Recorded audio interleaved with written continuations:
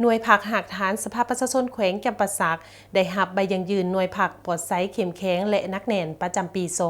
2024วันที่21พฤษภาคม2025นี้ได้มีพิธีมอบรับใบยังยืนหน่วยผักปลอดไซส์เข้มแข็งและนักแน่นประจำปี2024ให้แก่หน่วยผักหักฐานสภาประชาชนแขวงจำปาสักพิธีจัดขึ้นอยู่ห้องประชุมของสภาประชาชนแขวงจำปาสักโดยการเข้าร่วมของสหายสายทองไสยวงศ์ห้องเลขาผักแขวงประธานคณะประจำสภาประชาชนแขวงจำปาสักมีสหายสมศรีมณีนินกรรมการผักแขวงเลขาหน่วยผักหักฐานสภาประชาชนแขวงมีคณะกรรมการกวดกาประเมินผลหน่วยผักปลอดไซส์เข้มแข็งและนักแน่นขันแขวง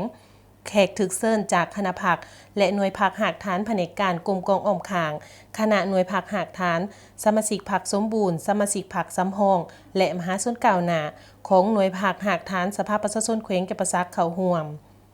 ในพิธีสหายอนุสักษ์กันทับประเสริฐห้องเลขาหน่วยผักหักฐานได้ผ่านบทสรุปการก่อสร้างหน่วยผักปลอดไซส์เข้มแข็งและนักแน่นประจำปี2024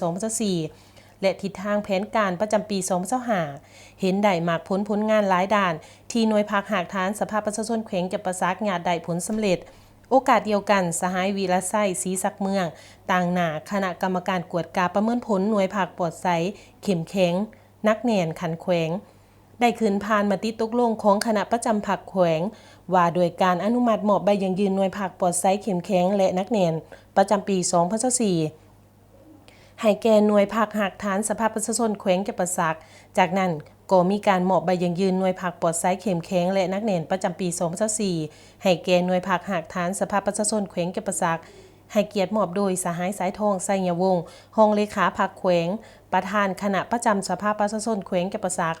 หับโดยสหายสมศรีมณีนินกรรมการผักแขวงเลขาหน่วยผักหักฐานสภาประชาชนแขวงโอกาสนี้ในพิธีสหายแพ่งวิไลศรีอรุณห้องเลขาธิการสภาประชาชนแขวงจำปาสักได้ขึ้นผ่านมติตกลงของคณะประจำสภาประชาชนแขวงจำปาสักฉบับเลขที่44คปจสพคลงวันที่19พฤษภาคม2025ว่าโดยการแต่งตั้งทานไสยเพชรซาพิจิตรเป็นห้องเลขาธิการสภาประชาชนแขวงจำปาสักและผ่านขอตกลงของทานเจ้าแขวงจำปาสักฉบับเลขที่402โจโขโจโส